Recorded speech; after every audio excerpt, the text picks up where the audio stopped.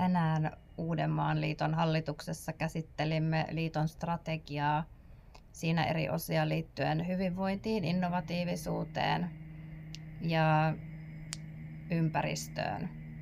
Itse otin kantaa siihen, että on hyvä, että strategiassa on puhe myös sisäisestä ja ulkoisesta turvallisuudesta tähän hyvinvointiin liittyen ja että myös nuoret oli nostettu esille, pidin sitä tärkeänä. Ympäristön osalta kiinnitin huomiota siihen, että meillä on näitä hiilineutraaliustavoitteita, jotka ovat kuitenkin vaikeasti saavutettavia osittain, niin on tärkeää miettiä ympäristössä myös näitä muita päästöjä ja niihin vaikuttaa. Siellä on kuitenkin semmoisia, mihin voi vaikuttaa helpommin vielä kuin tähän hiilineutraaliuteen ja mitkä on ympäristölle ja ihmiselle haitallisia, esimerkiksi lääkejäämät.